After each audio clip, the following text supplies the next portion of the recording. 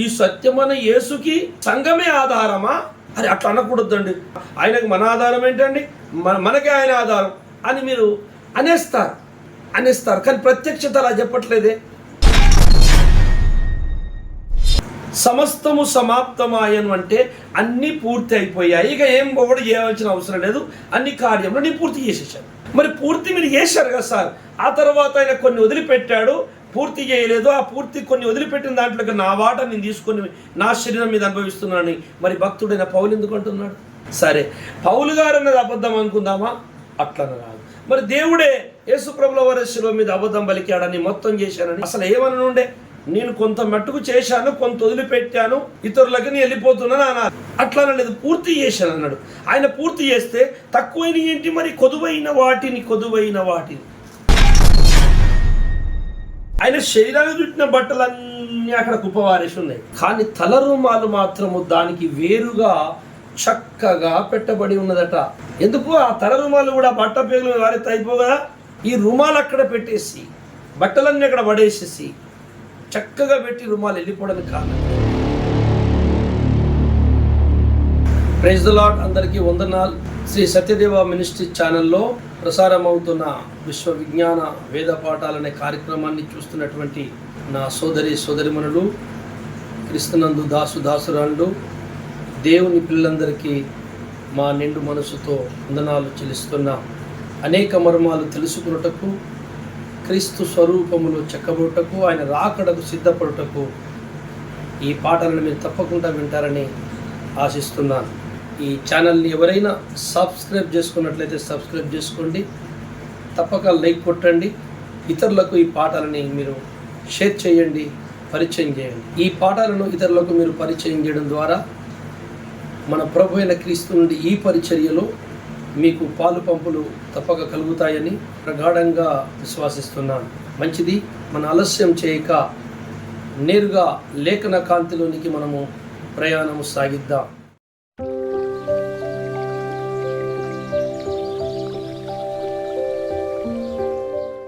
పరిశుద్ధ గ్రంథము నుండి 1 తిమోతి 3వ అధ్యాయము 15వ వచనాన్ని మూలపాఠంగా నేటి మన ధ్యానం కొరకు మనం చదువుకుందాం. అయినను నేను ఆలస్యము చేసిన ఎడల దేవుని మందిరములో అనగా జీవము గల దేవుని సంఘములో జనులు ఎలాగో ప్రవర్తింపవలెనో అది నీకు తెలియవలనని ఈ సంగతులను నీకు వ్రాయిచున్నాను. ఆ సంఘము సత్యమునకు స్తంభమును ఆధారమునై ఉన్నది. చాలు, చిన్న మాట ప్రార్థన చేసుకో. పరిశుద్ధుడవైన మా పరలోకపు తండ్రి, దయా స్వరూపుడా, కరుణా స్వరూపుడా, మరొక సమయము నీ వాక్య ధ్యానము కొరకు మాకు ఇచ్చినందుకు స్తోత్రములు అయ్యా. దీని వెనకాలన్న నీ హస్తాన్ని బట్టి, మీ నడిపింపుని బట్టి కృతజ్ఞతలు. వింటున్నటువంటి నా సోదరిమణులు, భక్తులందరి ఉదయంలోనూ వారి కుటుంబాల్లో ఆశీర్వాదకరంగా మీరు కృప చూపండి, మీ హస్తమును చాపండి, మా అందరినీ ఆశ్రయించండి. ఈ వాక్యాలు, ఈ పాఠాలు వింటున్నటువంటి అయ్యా ప్రతి హృదయంలో నీ ఆత్మకార్యం చేసి ప్రతి హృదయాన్ని మీకు సమీపము చేసుకోమని, ఏ విషయంలో నా తండ్రి మేము దూరమై ఉన్నామో అన్ని విషయాల్లో సరి చేసుకుంటకు నీ వాక్య వెలుగులో మాకు సహాయం అందించుమని, నీ కాంతిలో నడిపించుమని, కృప చూపుమని మా రక్షకుడు ప్రభువైన యేసు నామములో ప్రార్థిస్తున్నాను తండ్రి, ఆమేన్. మంచిది దిమ్మరా. పోయిన శుక్రవారము మరి కొంచెం మేము బిజీ ఉండడం ద్వారా పరిచర్యలో నేను రాలేకపోయాను, క్షమించండి. మంచిది. ఈ పాఠాలు తప్పకుండా ప్రతి శుక్రవారము మేము కంటిన్యూ చేయాలనుకుంటున్నాం. మా కొరకు ప్రార్థన పెట్టండి, మా పరిచర్య కొరకు, మా ఆర్థిక సహకారం కొరకు, అన్ని విషయంలోనూ మా కొరకు కూడా మీరు ప్రార్థన చేయండి. ఈ ఛానల్ చూస్తున్నటువంటి మీ అందరి కొరకు కూడా మేము ప్రార్థన చేస్తాం. ఈ ఛానల్ కింద మీరు కామెంట్స్ పెట్టుకోండి, ఏదైనా ప్రార్థన సహాయం ఏదైనా ఉంటే మీరు పెట్టండి, మేము తప్పకుండా మీ కొరకు కూడా ప్రార్థన చేస్తాం. దేవుడికి మహిమ కలుగును గాక. మంచిది. చదవబడిన లేఖన భాగంలోని వివరణ కొద్దిసేపు మనం ధ్యానిద్దాం. స్నేహితులారా, పరిశుద్ధ గ్రంథములో సంఘము సత్యమునకు స్తంభము అని రాయబడింది. సంఘము సత్యమునకు స్తంభము. మనము చాలా జాగ్రత్తగా ఆలోచించినట్లయితే ఈ బైబిల్ గ్రంథము మానవ ప్రపంచానికి ఇస్తున్న సందేశము అది ఎవరు ఊహించినంత గొప్పది. ఈ 66 గ్రంథాల సంకలనము, ఈ గ్రంథము మన చేతిలో ఉన్నదంటే ఈరోజు మనం ఒక 500 రూపాయలు పెడితే ఈ గ్రంథం మనకు వస్తుంది, చాలా ఈజీగా దొరికిపోతుంది. ఇదిలారా అందరూ కొనుక్కుంటున్నారు 66 గ్రంథాల పుస్తకమైన ఈ పరిశుద్ధ గ్రంథాన్ని. కానీ ఇది ఈ విధంగా సంకలనం చేసి మనకు చేతికి రావడానికి కారణము దాని వెనకాల చాలామంది వీరులు, భక్తులు, భక్త గ్రేసరులు, మహర్షులు, భక్తిలో శిఖరాగ్ర స్థాయికి చెందినటువంటి గొప్ప గొప్ప ప్రవక్తలు, ఎంతోమంది శ్రమ, దుఃఖం, వారి ప్రాణాలను పానార్పణంగా పోసి కష్టపడి వాళ్ళు గ్రంథాలు రాసి వాళ్ళు వెళ్ళిపోయారు. ఆ గ్రంథాలన్నీ 66 గ్రంథాలుగా మారటానికి, ఒక పుస్తకము దగ్గరికి రావడానికి దేవుడు అనేకులను నలగొట్టి విరగ్గొట్టి ప్రళయాలు, గొడవలు, యుద్ధాలు, ఎన్నో ప్రాణాపాయాలు, ఎన్నో కష్టాలు పడితే ఎంతోమంది త్యాగమైపోతేది ఉండరా 66 గ్రంథాల పుస్తకం మన చేతికి వచ్చింది. అందుకే మనం చాలా జాగ్రత్తగా ఈ గ్రంథము గురించి ఆలోచిస్తే ఎంతోమంది శ్రమతో కూడుకున్న అపార విజ్ఞాన శాస్త్రం ఇది, ధననిధి. మనులు మాణిక్యాలతో, వజ్ర వైడూర్యాలతో, విలువైన సంపదతో, విలువైన ఏ సంపదతో అయినా తులతూగని జ్ఞాన భాండాగారమైన ఈ గ్రంథరాజు, పరిశుద్ధ గ్రంథరాజుని మనము ఎంతవరకు ఈ గ్రంథానికి మనం విలువిస్తున్నాం, ఈ మాటలు ఎంతవరకు భయభక్తులు కలిగి వాడుకుంటున్నాం, చదువుకుంటున్నాం, దీన్ని మన లోకములో మన గొప్పతనాల కొరకు, మనని మెప్పు కొరకు, మనందరి కొంత జీవనోపాధి కొరకు దీన్ని వాడుకున్నట్లయితే నిమ్లరా మనంత దౌర్భాగ్యులు ఇక భూప్రపంచములో ఎక్కడ ఉండరని బైబిల్లో రాసింది మాట. అందుకు చెప్తున్నాను, ఈ గ్రంథము చాలా విలువైనది. ఇందులోని ఈరోజు నేను ఒకే ఒక చిన్న మాట మీకు జ్ఞాపకం చేసి ముగించేస్తాను. సంఘము సత్యమునకు స్తంభము. ఎంతమందికి అర్థమైంది? వాళ్ళకి అర్థమైందంతా ఏదో జనరల్గా లోకం ఏమనుకుంటుందో అది అర్థమవుతుంది. కానీ దైవాత్మ ఏ సేవకునికే కానీ, ఏ భక్తునికే కానీ ఆత్మ ప్రేరేపణ, దానిని ప్రత్యక్షత అని కూడా అంటారు. ప్రత్యక్షత అంటే ఎప్పటికప్పుడు వారికి అర్థము కానివి అందింపబడుట, దైవము నుండి అందించుట అతనికి తెలియపరచబడుతూ ఉంటుంది. తనకు అప్పుడు దాకా తెలియని విషయము మన కళ్ళ ముందు ఏమీ లేదు. అప్పుడు వరకు జగల్మని ఒక వస్తువు వచ్చి కనబడ్డది అట్లన్నమాట. అప్పటి వరకు నీ మైండ్లో, నీ హృదయంలో నీకు తెలియని ఒక విషయము, అసలు నీకు అది ఎట్టి పరిస్థితుల్లో తెలియదు. నీకు అది అసలు ఎన్నడూ అది ఊహించలేదు. ఒక కొత్త విషయం, ఒక కొత్త విషయం నీ హృదయంలో ఆవిష్కరింపబడిందంటే, దన్మట నీ మైండ్లో మెరిసిందంటే దాని పేరే ప్రత్యక్షత అని బైబిల్ స్పష్టంగా తెలియపరుస్తుంది. అప్పటి వరకు నీకు తెలియని ఒక విషయము నీ హృదయానికి గోచరించింది, నీ మైండ్లోకి వచ్చేసింది. అరే భలే ఉన్నది ఈ మర్మం, నాకు తెలియదే అని నీకు అనిపిస్తుంటుంది, ఆశ్చర్యం ఇస్తుంటుంది. చూసావా, అదే దేవుని ప్రత్యక్షత. నువ్వేదో నీ సొంత తెలివి, నీవనుకునేటి ఏదో సంపాదించుకొని ప్రత్యక్షత కాదు. నువ్వు బైబిల్ చదువుతుంటే దానిలోని అంతర్లీనమై ఉన్న సత్యం, సారం, వాక్యసారం, అది నీకు వెలికి తీయబడినట్లు నీ మెదడుకు అర్థమవుతుంది. నీ ఆలోచన ప్రపంచానికంటే ప్రత్యక్షత. ఒక బోధకుడు బోధ చేస్తుంటే అతని బోధనలో, అతని మాటల్లో అతడు చెప్పనిదే ఒకటి నీకు టక్కుమంట వెలుగుతుంది అంటే అది నీకొచ్చిన ప్రత్యక్షత. చెప్పుతున్న నాకు కాదు, నా ద్వారా నీకు వస్తున్న ప్రత్యక్షత ఎంత గొప్ప ప్రేరేపణ అండి దేవుంది. దీన్ని రుచి చూసిన వాళ్ళకే నా మాటలు ఇప్పుడు నేను చెప్పిన అర్థమైతే కానీ దేవునికి వారికి మరి ఇలాంటి బంధము లేనప్పుడు అర్థం కావు. ఏదో వెర్రోడు మాట్లాడుతున్నగా ఉంటుంది. పర్వాలేదు, కానీ మీరందరూ అర్థం చేసుకుంటారని నేను ఆశపడుతున్నాను. స్నేహితులారా, నీ హృదయం ఎలాంటిదో తప్పక దేవుడు అన్నీ ఎరుగుతాడు, తెలుసు.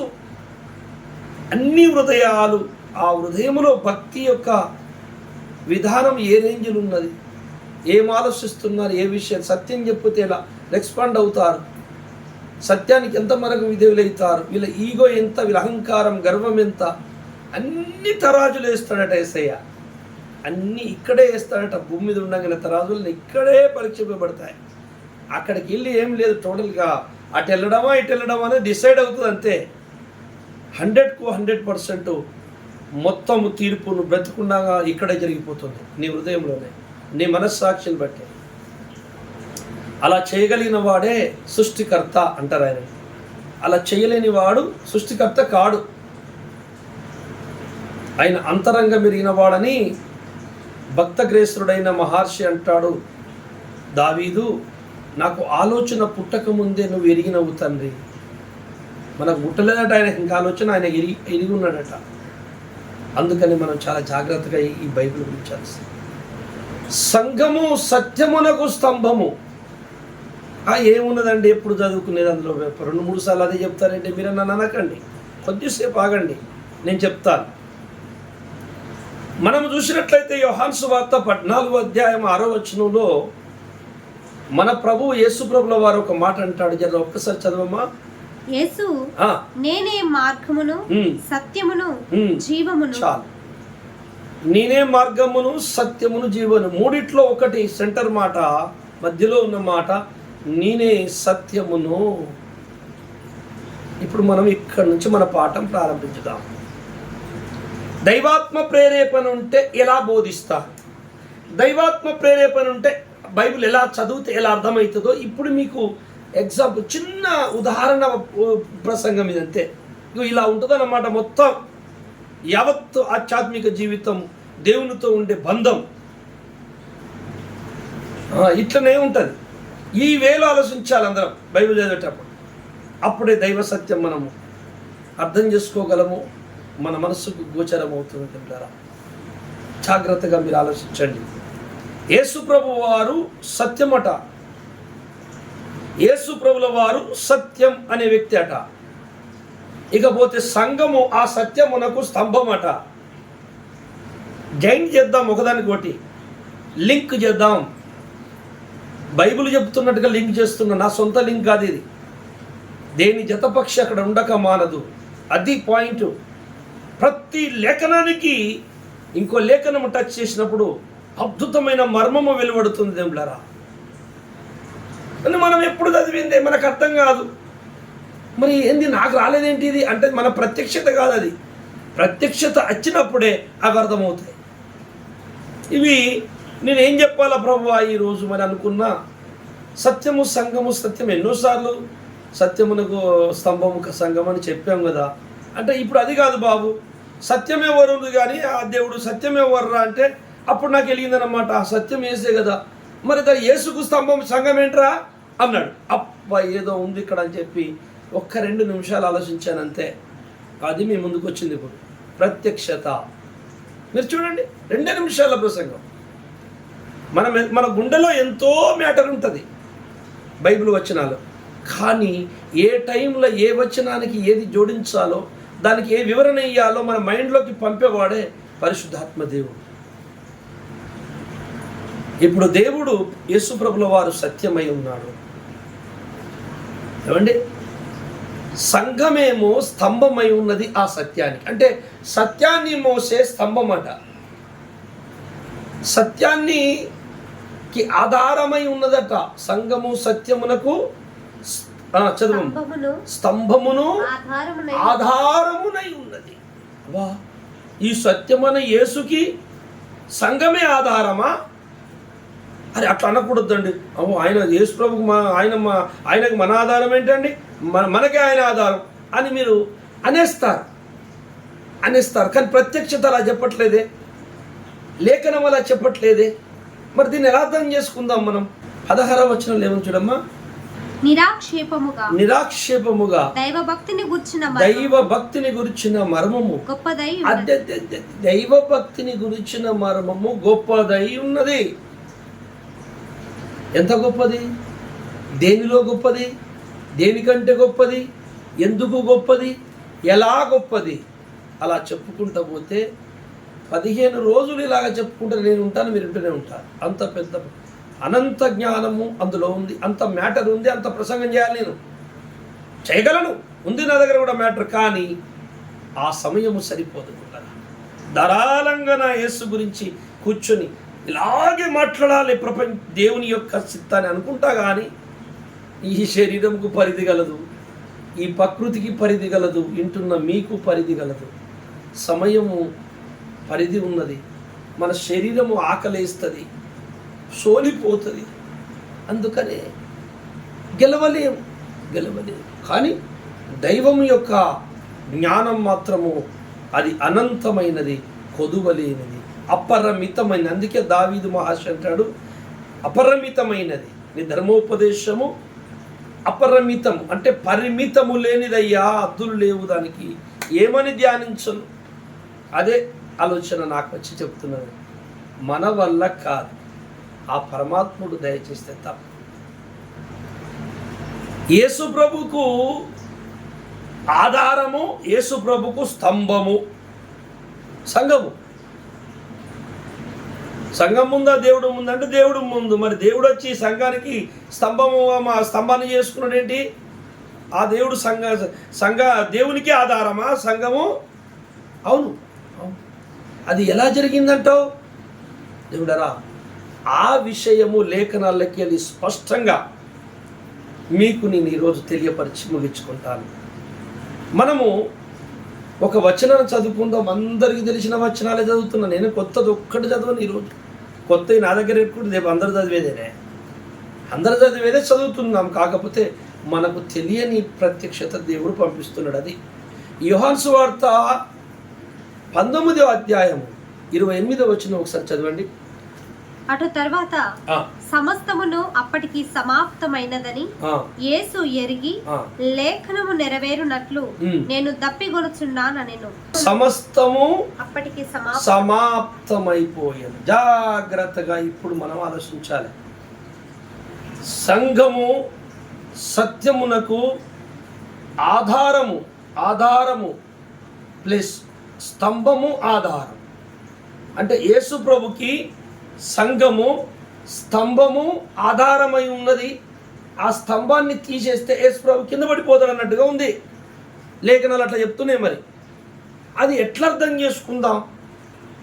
మరి అలా ఆ వచనం అలా వద్దని ఉల్టా రాసుకుందామా మనం? కుదరదు. బైబిల్ మళ్ళీ రాయడానికి వీలు లేదు. ఎందుకంటే ఇది పరిశుద్ధాత్మ ప్రేరేపణతో రాయబడింది అన్నాడు ప్రతి లేఖనం. మనుషుని ఇచ్చతో కాదు. ఇప్పుడు నువ్వు తిప్పి రాస్తే అది మనుషుని ఇచ్చ అయిపోతుంది. అది మా బైబిల్ కాదు, దేవుంది కాదు, మనుషుని జ్ఞానం అంటారు కదా. మరి ఎట్లా అక్కడ ఉంది, ఎట్లా ఉంది అట్లా అనుకోరాదు కదా. అనుకోరాదు, కానీ ఎట్లా అనుకుంటావు? అదే ఉన్నది ఏమిటారా ప్రత్యక్షత అంటే. యేసు ప్రభుకు ఆధారము సంఘమట, యేసు ప్రభుకు స్తంభము సంఘమట. వెనకొచ్చిన సంఘము గుడ్డు పోయట కోడిని ఎక్కిరించినట్టుంది ఇప్పుడు ఈ మాట. మనం అర్థం చేసుకోవాల్సి వస్తుంది. మరి తప్ప అది అట్లా అనుకోవద్దంటే తప్పకుండా అట్టనే అనుకోవాలి. 100కు 100% యేసు ప్రభుకు ఆధారము, యేసు ప్రభుకు స్తంభమై ఉంది సంఘం. సంఘం యొక్క విలువ సంఘానికే తెలియదు. దేవుడారా, భక్తిని గురించిన, దైవ భక్తిని గురించిన మర్మము నిరాక్షేపముగా గొప్పదై ఉన్నది. అంత గొప్పనా అండి దైవభక్తి? భక్తి ఎవరు చేస్తారు? యేసు ప్రభు చేస్తాడా? సృష్టికర్త చేస్తాడా భక్తి? ఎవరికి చేస్తాడు? సృష్టికర్త ఆయనే. యెహోవా దేవా నువ్వు భక్తి చెయ్యము అంటే చేస్తాడా? ఎవరు చేయాలరా భక్తి నేను అడుగుతాడు. మరి ఎవరు చేస్తారు సార్ భక్తి? మనుషులు చేస్తారు, భక్తులు భక్తి చేస్తారు, ఆయన పిల్లలు చేస్తారు. కనుక ఈ దైవభక్తి అనేది ఎవరు చేస్తారో అది పక్కకు పెడితే ఆ భక్తి అనేది ఉన్నది చూసినావా, అది చాలా గొప్పది అంటున్నాడు. ఎందుకు గొప్పదో? గొప్పది అది కాదయ్యా, మరేది గొప్పదిగా అయ్యింది. అది పాయింట్. గొప్పది కానిది గొప్పదైపోయింది, అందుకే అది గొప్పది. దైవ భక్తిని గురించిన దైవ భక్తి ఒకటి ఉందట, ఆ భక్తికి ఒక మర్మం ఉందట, ఆ మర్మము గొప్పదయిందట. దైవ భక్తి ఉందంట, ఆ భక్తికి ఒక మర్మం ఉందట, ఆ మర్మము గొప్పదయిందంట. ఎలా గొప్పదయిందో, ఎందుకు గొప్పదయిందో, దేనికోసం గొప్పదయిందో తెలుసుకుందా. అలాగన తర్కించుకుంటూ లేఖనాన్ని మనము ఎప్పుడైతే ధ్యానించుకుంటూ ముందుకెళ్తామో, దైవుడు ఆ ఆలోచన పరుణ్ణి ఎప్పుడైనా సరే దేవుని వాక్యం కొరకు ఆశపడేవారు, తగతగలాడేవారు, దాహము కలిగిన మనసు కలిగిన వారు బైబిల్ చదువుతారు ఎక్కడన్నా, వాళ్ళకి దేవుడు దగ్గర నుండి మెల్లగా ప్రత్యక్షతను అందిస్తాడు. అది దేవుని గుణం, ఇది భక్తుని గుణం. భక్తునికి ఈ గుణము లేకపోయినా ఆ దేవుడు ఆ ప్రత్యక్షత ఇవ్వడు. యేసు ప్రభుల వారు ఇక అది అక్కడ ఉండండి, ఎలా స్తంభమైందో తెలుసుకుందాం. దానికి ముందు ఒక విషయం మీకు తెలియపరుస్తాను. యేసు ప్రభుల వారిని సిలువకేసేశారు, అన్ని కార్యక్రమాలు పూర్తి అయిపోయాయి. ఇక ఆయన ఆత్మ తన తండ్రికి అప్పి చెప్పుకునే సమయం వచ్చేసింది. తన పనంతా అయిపోయింది, ఇంకేం లేదు. మొత్తం నీ అప్పచెప్పిన కార్యమంతా, యజ్ఞ కార్యము, పాప విమోచన కార్యము, సంఘంగు స్థాపింపబడే కార్యము, సంఘ కన్య కొరకు కావలసిన కార్యము, సమస్తం దైవ సిద్ధమంతా, యజ్ఞము, పాప విమోచన, క్రయాదానం, పాత నిబంధనలు, ప్రవక్తల చేత పలికించిన లేఖనాలు, ముందు నుండి ఆదాము నుండి ఆదికాండము నుంచి చెప్పుకుంటూ వస్తున్నటువంటి రక్త ప్రోక్షణ మర్మం, సకల ప్రవక్తల నోట నుండి మాట్లాడిచ్చిన సకల మర్మాలు, సత్యాలు, దేనికోసం పలికించాడో, దేనికోసం రాయించాడో, ధర్మశాస్త్రం మర్మం, ప్రత్యక్ష గుడారములోని మర్మం, బలులలోని మర్మం, 7 పండుగలోని మర్మం, 7 ఘటాలలోని మర్మం, సకల మర్మములు, సకల సంగతులు, సకల వాగ్దానాలు, విశ్వ రహస్యము దేని కొరకు ఉండెనో, దేవుడు ఎందుకు ఈ సృష్టి చేసెనో, ఈ బ్రహ్మాండాన్ని ఎందుకు చేసెనో, దేని కొరకు చేసెనో, ఆ మర్మం, ఈ మర్మమంతా కూడా ఆ శిలువ మీద సమాప్తమైపోయిందట. అయిపోయింది. శిలువ మీద దేవుడు అన్ని పనులు సమాప్తం చేసేసాడు కదా. అవును, చేసి ఆయనే అంటున్నాడు, సమస్తము సమాప్తమాయ, అంటే మొత్తం పూర్తి అయిపోయింది. మరి మొత్తం పూర్తి అయినాక కొలస్సీ 1వ అధ్యాయము 24వ వచనాన్ని చదువుకుందాం. ఇప్పుడు మీ కొరకు నేను అనుభవించుచున్న శ్రమల యందు సంతోషించుచు, సంఘము అను ఆయన శరీరము కొరకు క్రీస్తు పడిన పాట్లలో కొదువైన వాటి యందు నా వంతు నా శరీరమందు సంపూర్ణము చేయుచున్నాను. చాలు. భక్త పౌలు గారు దేవుడారా ఏమంటున్నాడంటే, క్రీస్తు పడిన పాట్లలో కొదువైనవి అట. అంటే ఆయన పడే పాటలు ఎన్నైతే ఉన్నాయో, కష్టాలు, బాధలు, శిలువ యజ్ఞం మీద కొరకు అవమానాలు, నిందలు, అపహాస్యాలు అన్నీ అనుభవించి కొరడా దెబ్బలు తిని ఏమేమి చేయాలని లేఖనాలు చెప్పే అన్ని పాటలు పడి, ఆ పాటలలో కొన్ని వదిలేశాడట ఆయన. కొదువ తక్కువైనాయట. అంటే యేసు ప్రభుల వారు అన్ని పూర్తి చేయలేదు, కొన్ని వదిలేశాడని అక్కడ ఆయన అంటున్నాడు. పాటలలో కొదువైన వాటిని, తక్కువైన వాటిని నా వంతు నేను సంపూర్ణం చేయుచున్నాను. ఏ విషయంలో 1వ వచనం ఏముంది? శ్రమల యందు సంతోషించుచు, సంఘము అను ఆయన శరీరము కొరకు. అది పాయింట్. సంఘమనే తన శరీరము కొరకు యేసు ప్రభుల వారు ఏవేవి కార్యక్రమాలు చేశాడో, ఆ చేసిన వాటిలో కొంత వదిలిపెట్టాడట, మొత్తము చేయలేదట. ఆ కొదువైన వాటిలో ఈయన వంతు కొంచెం ఉందట. మళ్ళా ఆ కొదువైంది ఎంత ముద్దో నాకు తెలియదు. ఓ ముద్ద ఇంత అనుకుందాం, ఇంత ముద్ద వదిలేశాడట. అందులో నుండి కొంచెం ముద్ద ఈయన వాటాట. ఈ ముద్ద దేంట్లో నుంచి తక్కువైంది వదిలేశాడట. ఆయన పడిన పాటలు దేని కొరకు పడ్డాడట? సంఘం అనే శరీరం కొరకు. సంఘమున తన శరీరము కొరకు పాటలు పడితే ఆ పాటలలో కొంత వదిలేశాడట, కొంత భాగము. ఆ భాగములో నాకు కొంచెము నా వంతు నేను నా శరీరం అందు పూర్తి చేస్తున్నాను. అంటే యేసు ప్రభుల వారు కొంత వదిలేశాడు, మొత్తం చేయలా. మరి మొత్తం చేయనప్పుడు శిలువ మీద సమస్తము సమాప్తమాయను అనే మాట ఎందుకు అన్నాడు? సమస్తము సమాప్తమాయను అంటే అన్నీ పూర్తి అయిపోయాయి, ఇక ఏం ఒకటి చేయవలసిన అవసరం లేదు, అన్ని కార్యములు నేను పూర్తి చేసేసాను. మరి పూర్తి మీరు చేశారు కదా సార్, ఆ తర్వాత ఆయన కొన్ని వదిలిపెట్టాడు, పూర్తి చేయలేదు. ఆ పూర్తి కొన్ని వదిలిపెట్టిన దాంట్లోకి నా వాట నేను తీసుకొని నా శరీరం మీద అనుభవిస్తున్నానని మరి భక్తుడైన పౌలు ఎందుకు అంటున్నాడు? సరే, పౌలు గారు అన్నది అబద్ధం అనుకుందామా? అట్లనే రాదు. మరి దేవుడే యేసు ప్రభుల వారి శిలువ మీద అబద్ధం పలికాడని, మొత్తం చేశానని అసలు ఏమని ఉండే? నేను కొంత మట్టుకు చేశాను, కొంత వదిలిపెట్టాను, ఇతరులకి నేను వెళ్ళిపోతున్నాను అనాలి. అట్లా అనలేదు, పూర్తి చేశాను అన్నాడు. ఆయన పూర్తి చేస్తే తక్కువైన ఏంటి మరి? కొదువైన వాటిని ఆయన పడిన పాటలలో కొదువైన వాటిని నేను నా వంతు కొదువైంది మొత్తం కాదు, మళ్ళా ఆయన వదిలేసింది మొత్తం పౌలు మీద లేదు, ఆయన వంతుకి ఇంత వచ్చిందట. అంటే ప్రతి తరములో ఉండే సేవకులు, ప్రతి దేశంలో ఉండే సేవకులు, సత్య బోధకులకు, సత్య స్వార్థికులకు, పరిచారకుల మీద ఆయన వదిలేసిన ముద్దుల నుండి కొద్ది కొద్దిగా పంచుకుంటున్నారన్నమాట వీళ్ళు. అందులో పౌలు కొద్దిగా పంచుకున్నాడు, పౌలు కొంచెం ఎక్కువ శాతం పంచుకున్నాడు. జాగ్రత్తగా చదివారా? దేని కొరకు కష్టపడుతుండగా వదిలేశాడంటే సంగమను తన శరీరము కొరకు. మనము చాలా జాగ్రత్తగా ఆలోచించినట్లయితే ప్రకటన గ్రంథములో 2వ అధ్యాయం 7వ వచనం చదవండి ఒకసారి. చెవి గలవాడు ఆత్మ సంఘములతో చెప్పుచున్న మాట వినును గాక.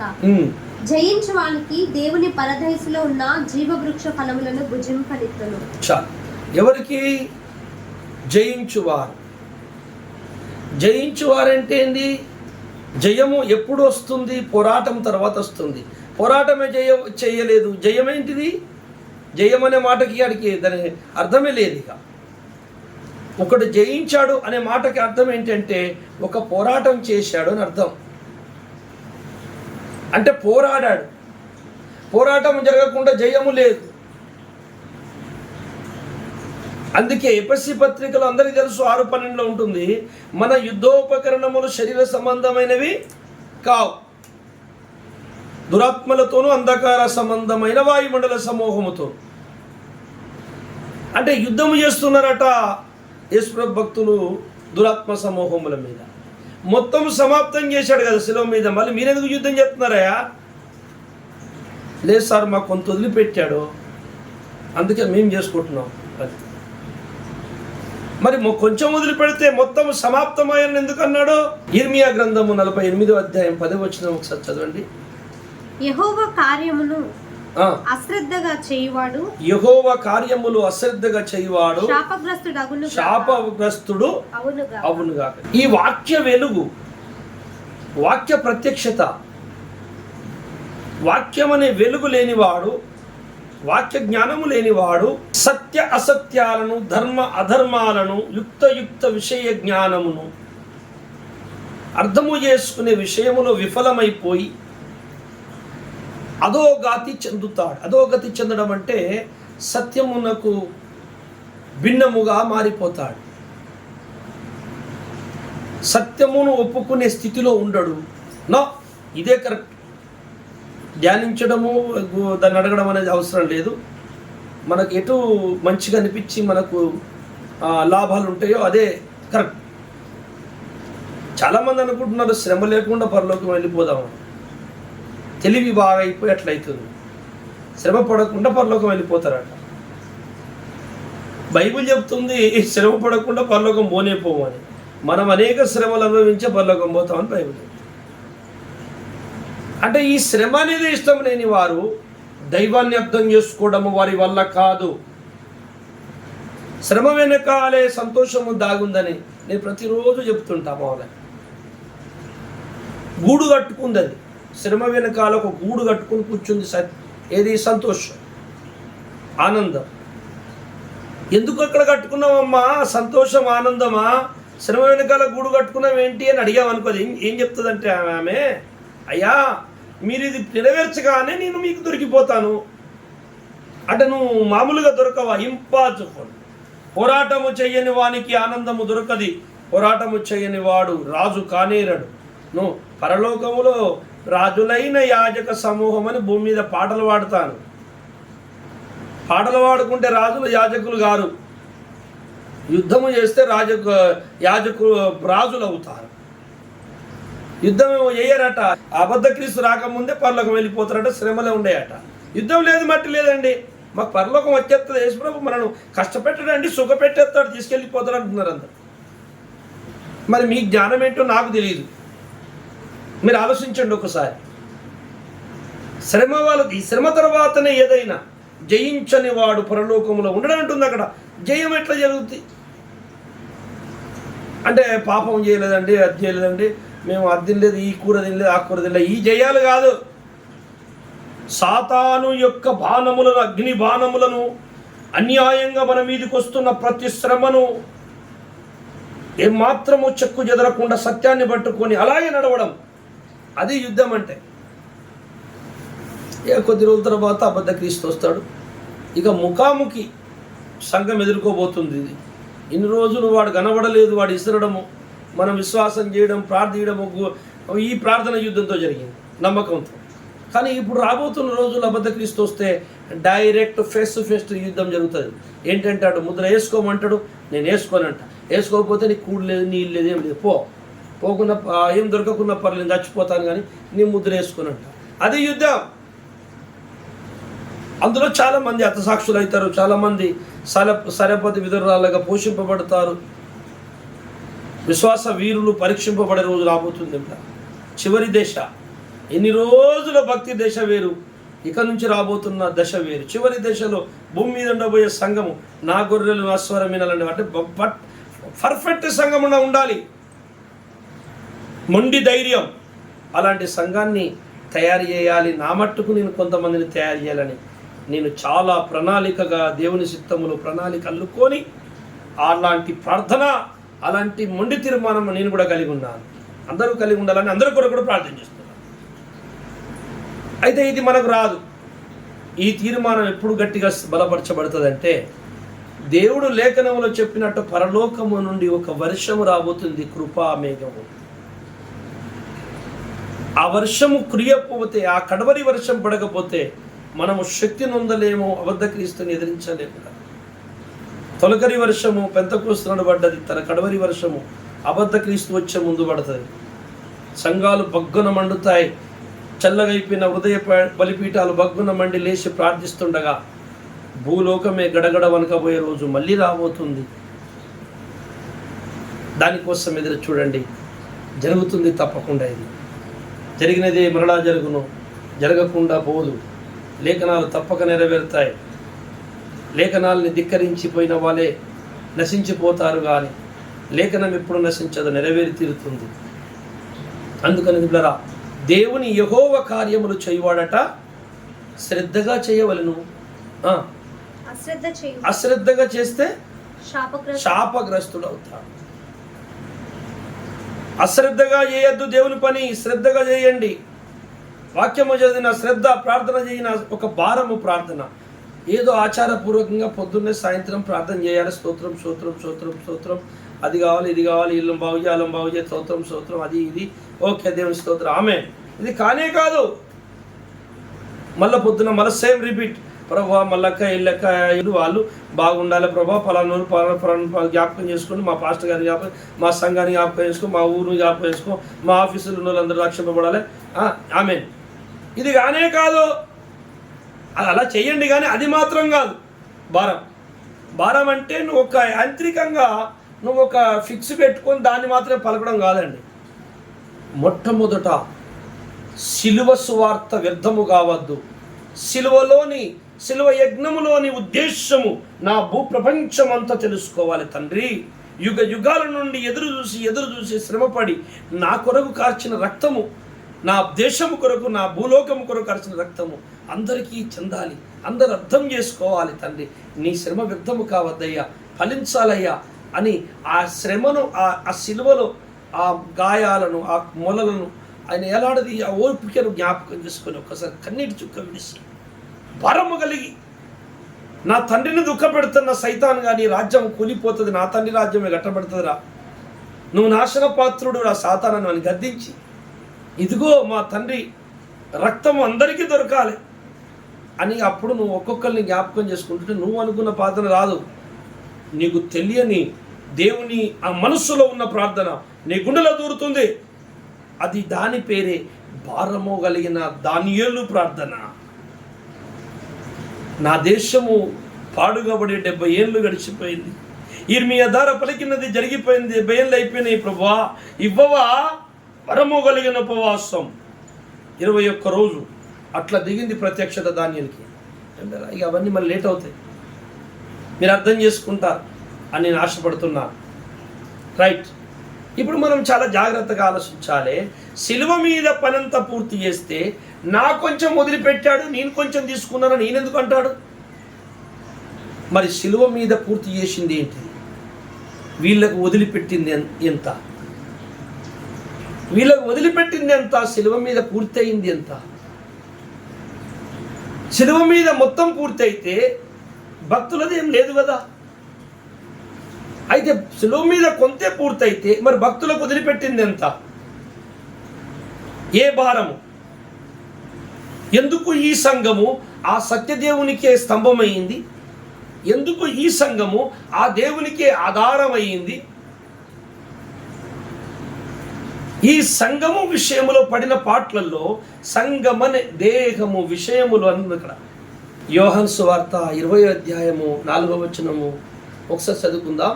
వారిద్దరును కూడి పరిగెత్తుచుండగా ఆ శిష్యుడు పేతురు కంటే త్వరగా పరుగెత్తి ముందుగా సమాధి యొద్దకు వచ్చి వంగి నారబట్టలు పడి ఉండుట చూచెను, కాని అతడు సమాధిలో ప్రవేశింపలేదు.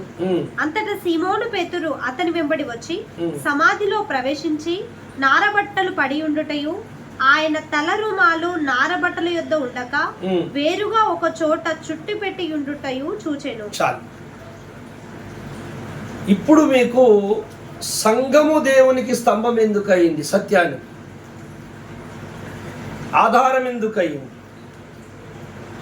సంఘమనే దేహము, సంఘమనే శరీరము కొరకు ఆయన పడిన పాటలలో కొదువైనది పౌలెందుకు అనుభవించాడు?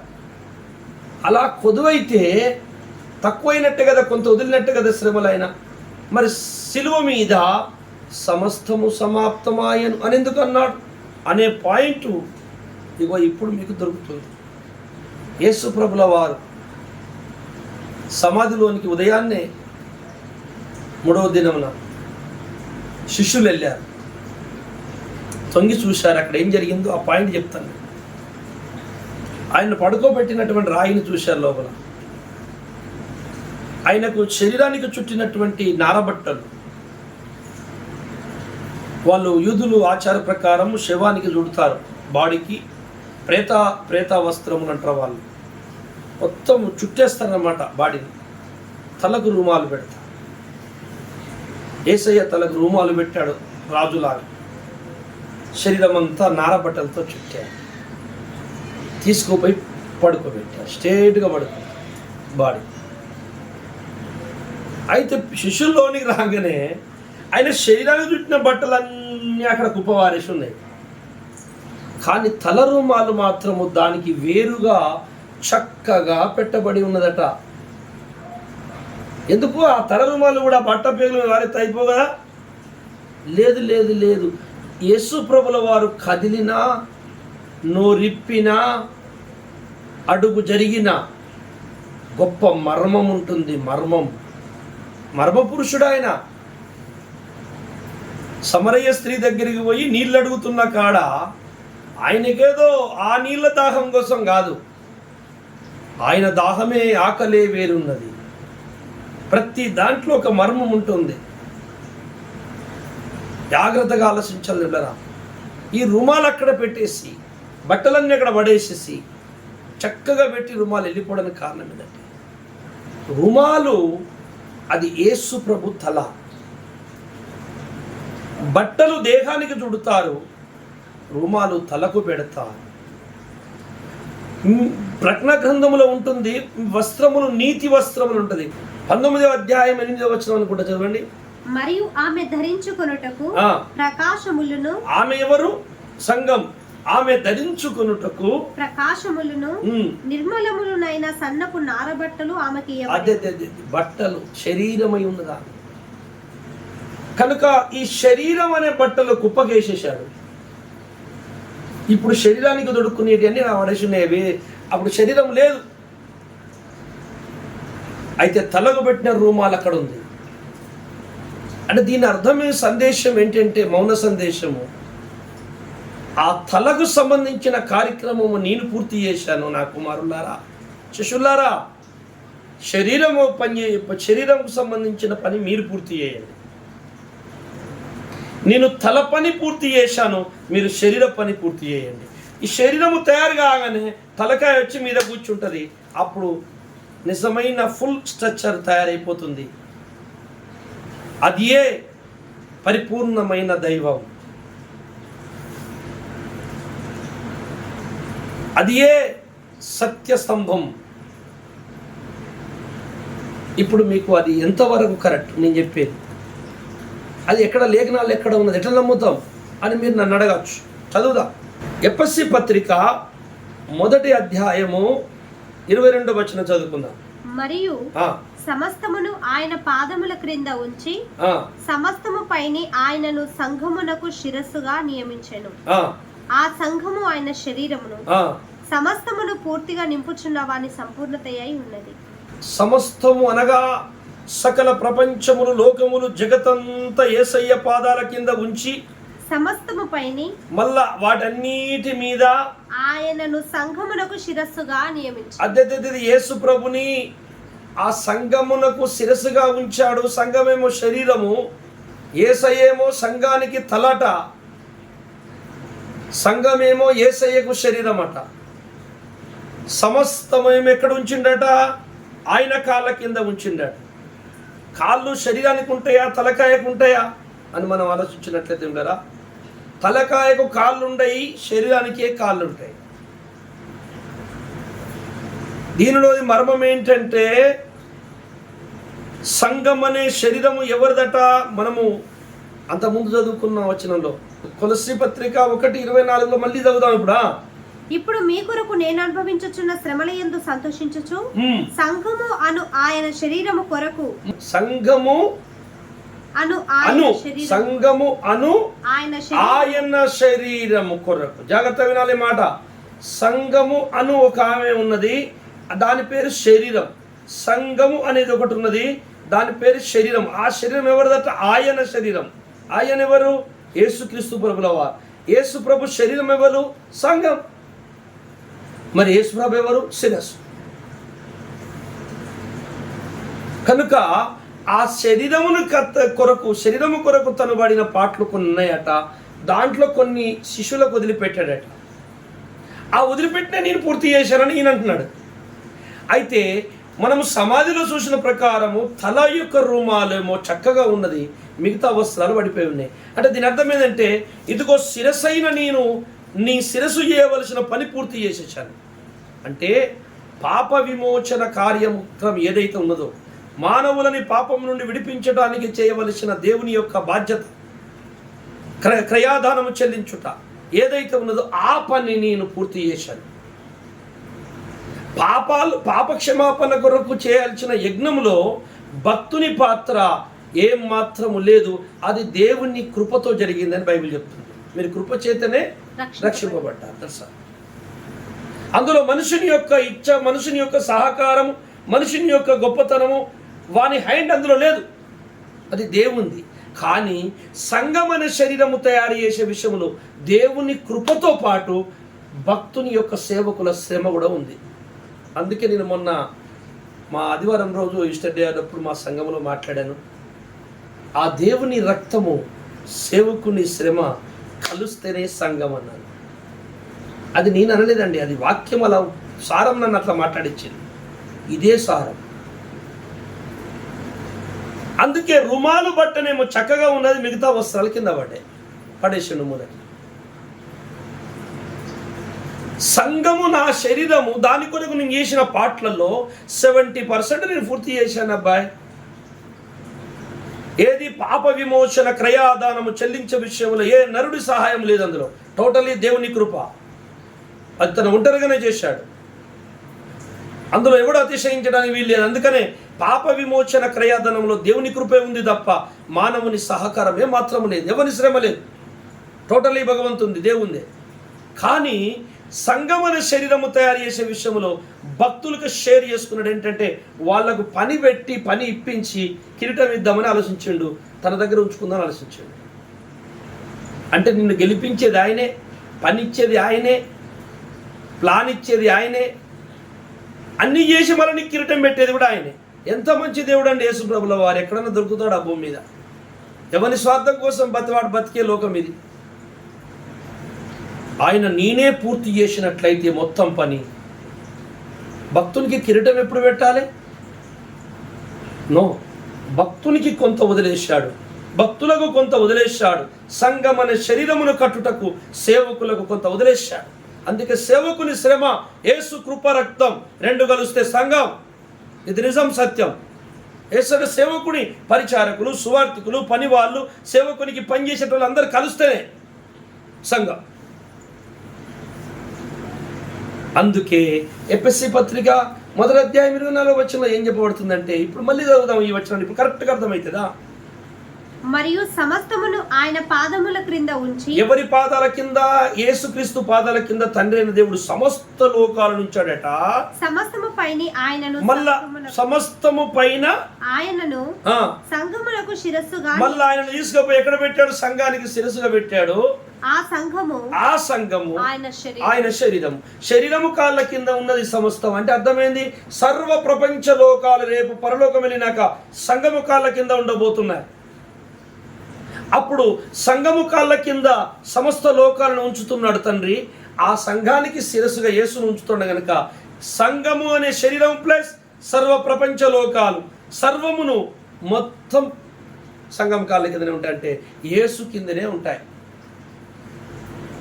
అందుకే నేను మొట్టమొదట లేపిన వచనం ఇప్పుడు చెప్తున్నాను.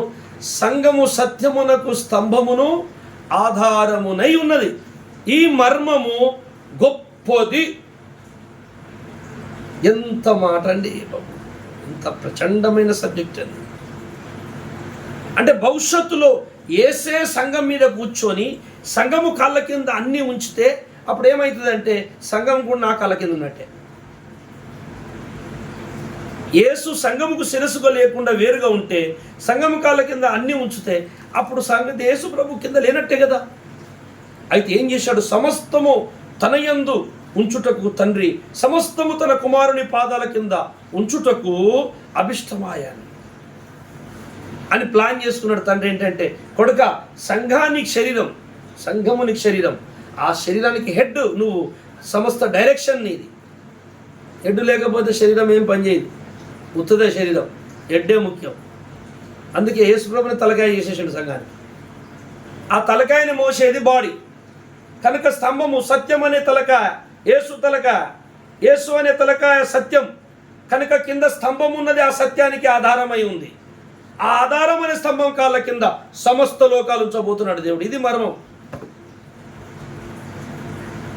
దేవుడరా, అందుకే ఆయన శిలువ మీద తన శరీరము కొరకు, సంఘము కొరకు చేసిన పనులలో, పాటలలో కొంచెం అంతా వదిలేశాడట తన భక్తుల కొరకు, బిడ్డల కొరకు.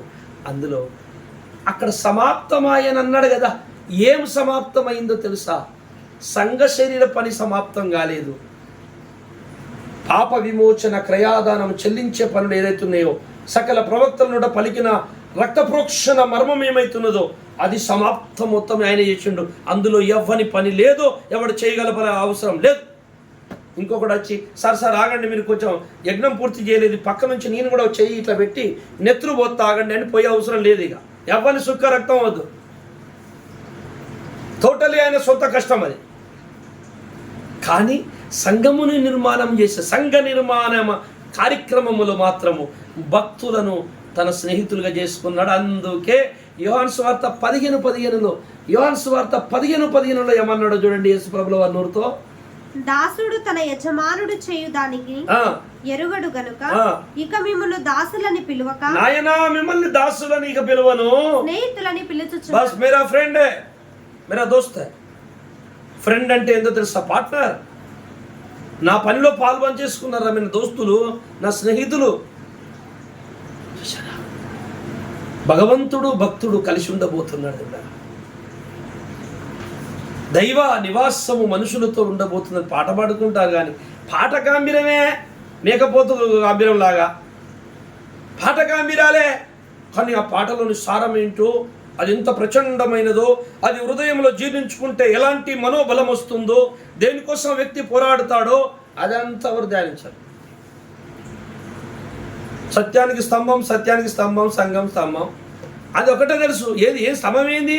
స్తంభమైన సత్యాన్ని మొత్తం. మరి యేసుప్రభువుకు ఆధారమే సంఘం అట.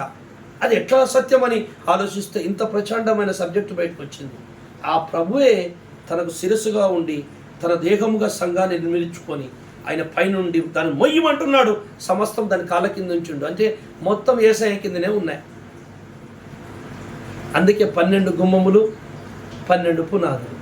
12 పునాదుల మీద ఇశ్రాయేలు పేరుంటే 12 గుమ్మముల మీద ఇశ్రాయేలు పేరుంటాయి.